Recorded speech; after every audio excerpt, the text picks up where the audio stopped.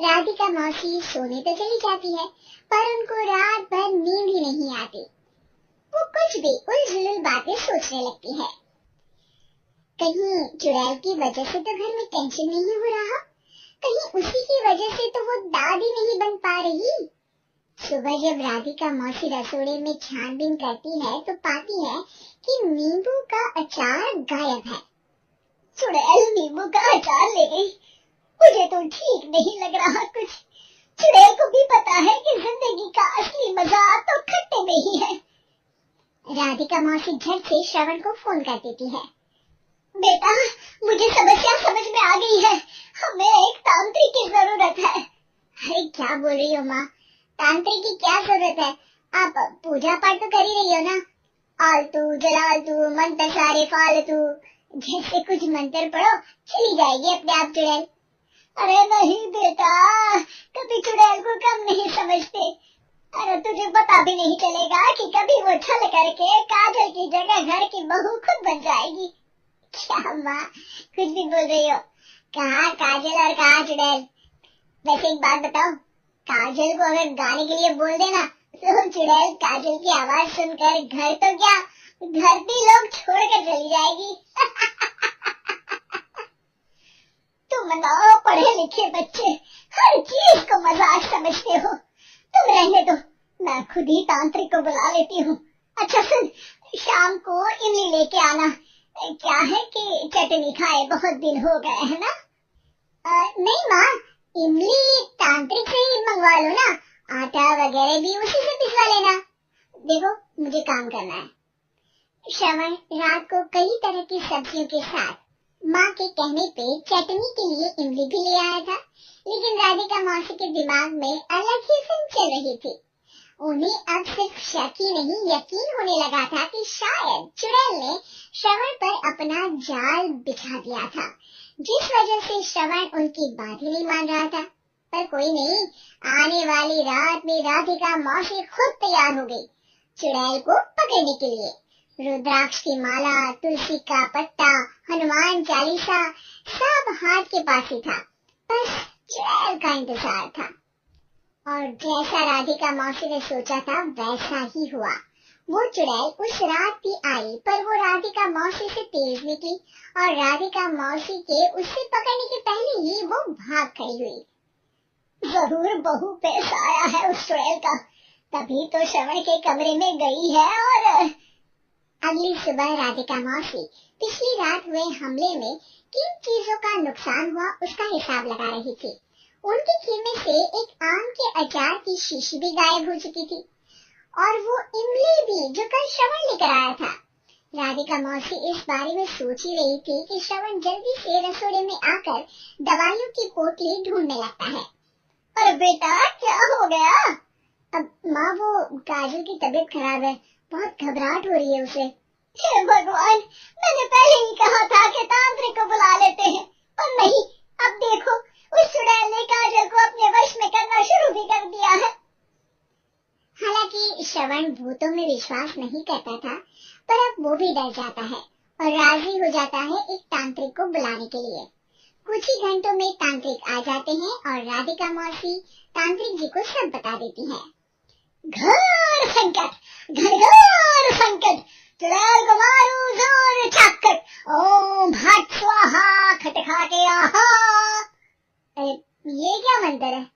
मेरे खुद के ओरिजिनल मंत्र है, कल रात को ही लिखे हैं, अच्छे लगे तो दाद चाहूंगा। एक और मंत्र सुनो, और कुछ है, आब्राकडाब्रा, दिल्ली बम्बई आगरा, चंदा मामा सो रहे, सुरन मामू जारा। ये मंत्र है? अरे कोई चालीसा वालीसा पढ़ो ना। वक्त कम है, चालीसा नहीं पढ़ेंगे, 20-25 में काम चलाना पड़ेगा। अलग निरंजन जाके लंदन, मुफ्त का मंजान घिस मेरा नंदन। अरे जल्दी करो तांत्रिक जी, जल्दी करो। तांत्रिक अपने उल झलूल मंत्र पढ़ने लगता है। श्रवण को तांत्रिक पे शक होता है।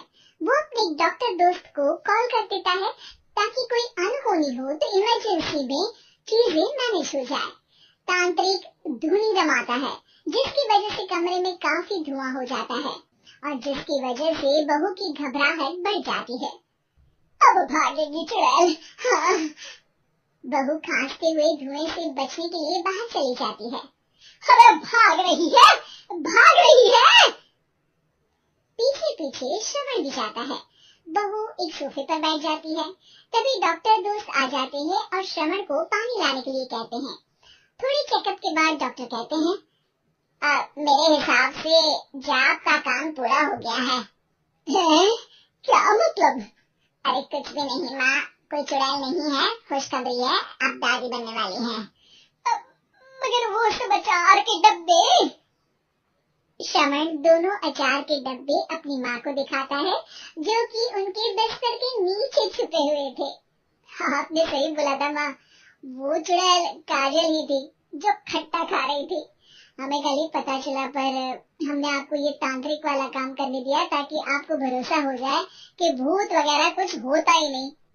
अच्छा अच्छा, ये तो बड़ी खुशी की बात है, पर बेटा मुझे एक झाड़ू तो ला दे। क्यों माँ? ये तांत्रिक का भूत उतारती हूँ मैं। अब तांत्रिक राधा मौसी के डर से घर से भाग निकलता है और राधा मौसी उसके पीछे भागती है। अरे संकट, ये घनघोर है, तांत्रिक मुआ चोर है।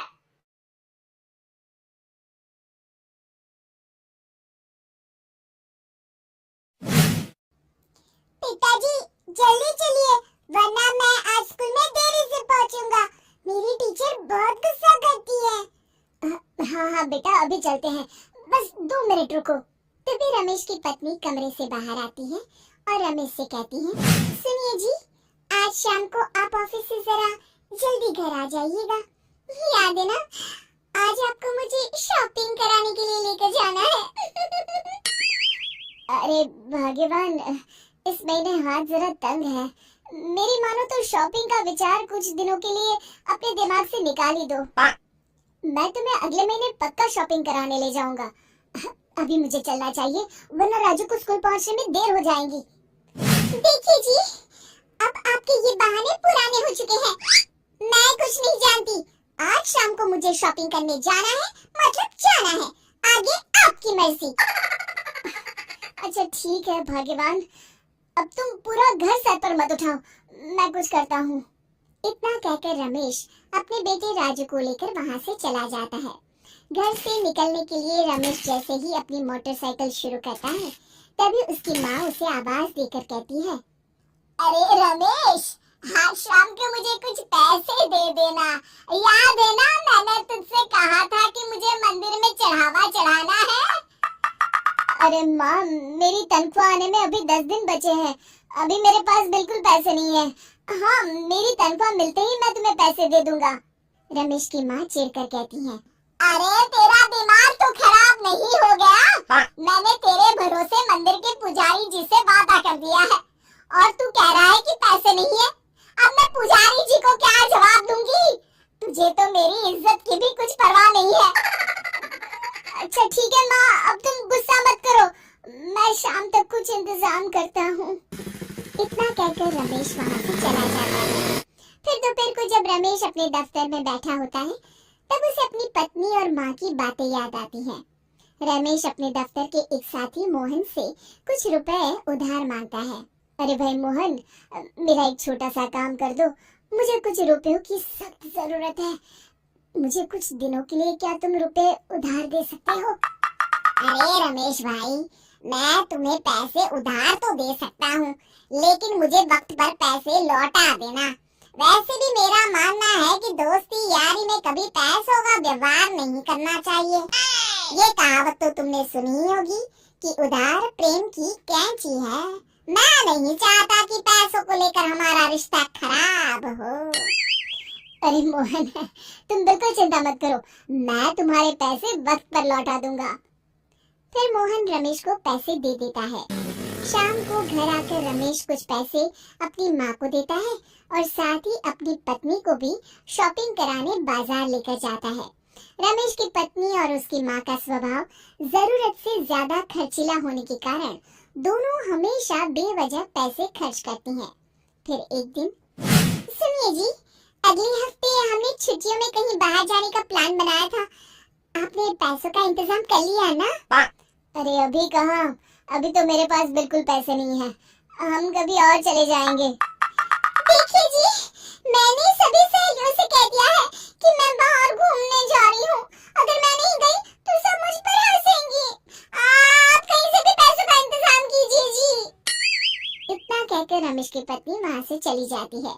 वहीं दूसरी तरफ रमेश की माँ भी तीर्थ यात्रा जाने की जिद करती है और रमेश से पैसे मांगती है। फिर अगले दिन रमेश एक सेठ से पैसे उधार लेकर अपनी पत्नी और बेटे को घुमाने ले जाता है और अपनी माँ को भी तीर्थ यात्रा पर भेज देता है। लेकिन जैसे ही रमेश अपनी छुट्टियां बिताकर वापस आता है, कर्जदार उसका जीना मुश्किल कर देते हैं। इतना ज्यादा कर्ज एक साथ अपने ऊपर देख रमेश काफी परेशान रहने लगता है। फिर एक दिन राजू की स्कूल की फीस वक्त पर न भर पाने के कारण रमेश को स्कूल में बुलाया जाता है। स्कूल के प्रिंसिपल साहब रमेश को सख्त हिदायत देते हैं कि अगर वक्त पर स्कूल की फीस नहीं भरी गई तो उनके बेटे का नाम स्कूल से काट दिया जाएगा। अपने बेटे की स्कूल की फीस भरने के लिए रमेश अपने दोस्त गिरधारी से कुछ पैसे उधार ले लेता है और स्कूल की फीस भर देता है। रमेश की माँ और उसकी पत्नी खर्चे और घर की जिम्मेदारी संभालते संभालते धीरे धीरे रमेश पूरी तरह कर्ज में डूब जाता है। और तभी एक दिन दफ्तर में काम करते समय रमेश की तबीयत अचानक बिगड़ जाती है और वो बेहोश होकर गिर पड़ता है। उसे जल्दी से पास के एक अस्पताल में भर्ती कराया जाता है। रमेश के घर वालों को ये बात पता चल जाती है तो वे सभी अस्पताल पहुंचते हैं। अस्पताल के डॉक्टर साहब उन्हें बताते हैं, देखिए देर रात तक जागने और जरूरत से ज्यादा काम करने की वजह से इन्हें चक्कर आ गया था। बेहतर यही होगा कि इन्हें कुछ दिनों के लिए पूरी तरह आराम करने दिया जाए। रमेश की हालत देखकर उसके बेटे राजू को बहुत गुस्सा आता है और वो अपनी दादी और माँ से कहता है, माँ, दादी, मैं इतना छोटा हूँ फिर भी मैं इतना समझता हूँ कि पिताजी दिन रात दफ्तर में काम करके पैसे कमाते हैं। पिताजी अकेला पूरा घर संभालते हैं और आप दोनों अपने फिजूल के खर्चों के लिए उन पर दबाव डालते रहते हैं। आज पिताजी की हालत के जिम्मेदार तो आप दोनों हैं। राजू की समझदारी भरी बातें सुनकर रमेश की माँ और पत्नी को अपनी गलती का एहसास होता है और दोनों की आंखों में आंसू आ जाते हैं। फिर कुछ दिनों के बाद रमेश की तबीयत एकदम अच्छी हो जाती है और वो पहले की तरह अपने काम पर जाने लगता है। रमेश की माँ और पत्नी अब उसे किसी प्रकार की कोई तकलीफ नहीं देते और ना ही उससे किसी चीज की मांग करते हैं। फिर देखते ही देखते रमेश अपने कर्ज के सारे पैसे चुका देता है। उसकी जिंदगी पहले की तरह अच्छी हो जाती है और वो अपने परिवार के साथ खुशी खुशी रहने लगता है। शिक्षा, हमारे रिश्ते एक तराजू की तरह होते हैं जिसकी दोनों ओर जिम्मेदारी और समझदारी का वजन बराबर होना चाहिए। तो मैं भी तो ट्यूशन जाकर आया हूँ। अब आज जाओ, जाके फिर होमवर्क कर लो, कल स्कूल भी जाना है ना। तो मैं उठ जाऊंगा, लेट नहीं करूंगा। अभी मेरा शो चल रहा है, मुझे देखना है। अरे समझ नहीं आ रही बात एक बार में? एक थप्पड़ दे के समझाओ क्या? रिमोट दे और सोने जा।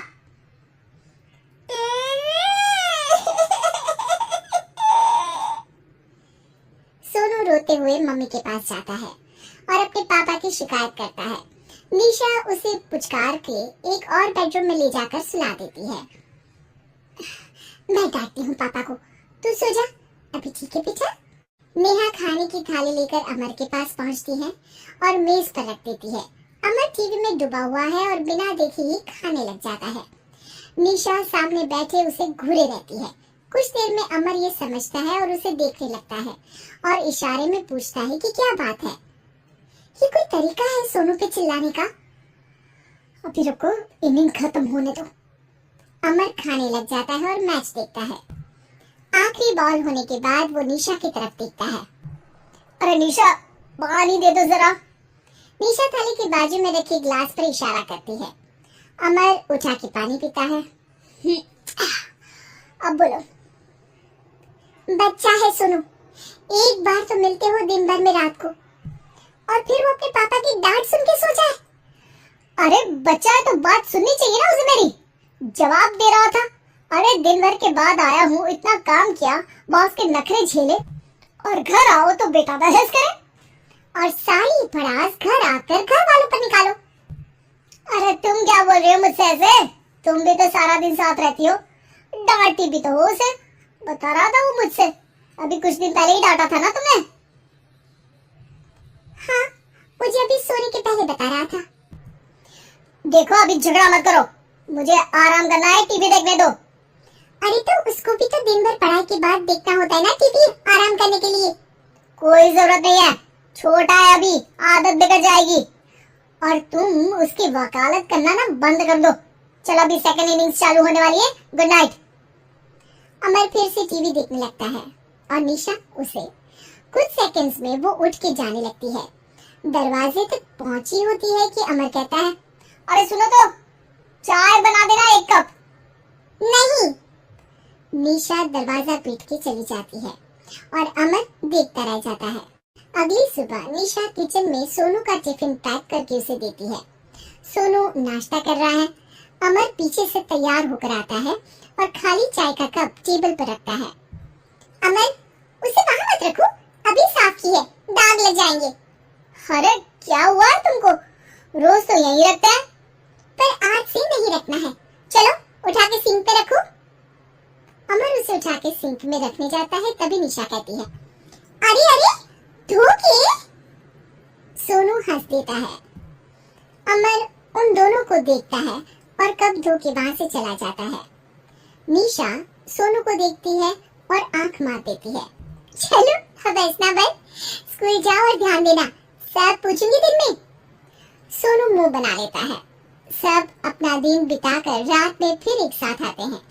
आज अमर घर जल्दी पहुंच गया है और टीवी के सामने पसार के बैठ जाता है। पीछे से दरवाजा खुलने की आवाज आती है। खिलखिलाते हुए सोनू अंदर आता है, सीधे टीवी रूम के अंदर, और अमर को बैठा देख चौंक जाता है। पीछे से कमरे में निशा भी आती है।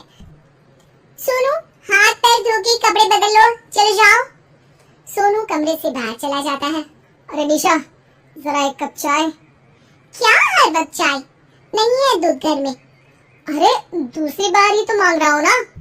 दूध वाले को बोला था दूध एक्स्ट्रा 1 लीटर लेकर आना, वो 1 लीटर कम लेकर आया। आज तुमको चाय नहीं मिलेगी, खीर बना दी है पूरे दूध की। अरे दूध वाले की गलती के लिए मुझ पर क्यों चिढ़ रही हो? मैंने क्या किया? तुम भी तो यही करते हो ना। ऑफिस में किसी की गलती हो तो घर आके चीखते हो। चाय पीनी है तो दूध लाना पड़ेगा नीचे से। अरे पर तुम नीचे से ही आई ना। मैं भूल गई, तुम भी तो नीचे से आए।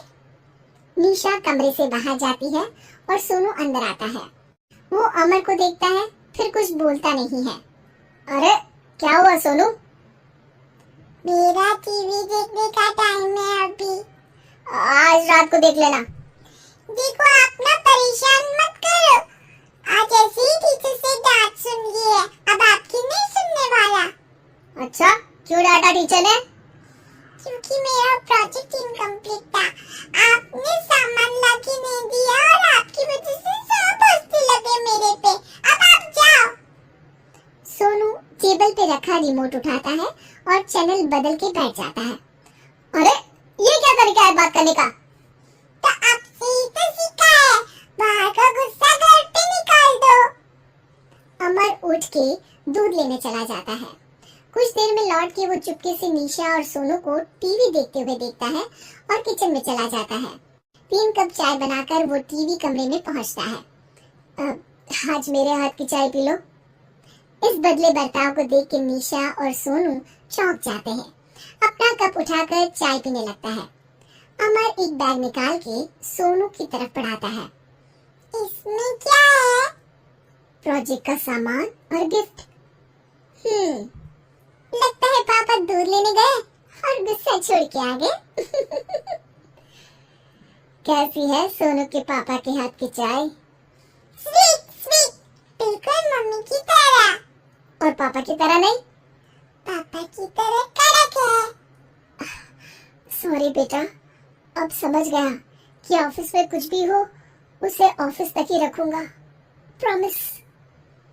निशा और सोनू को गले लगा लेता है और उस दिन के बाद कभी घर की चिंता दफ्तर में नहीं गई और ना दफ्तर का टेंशन घर में आया।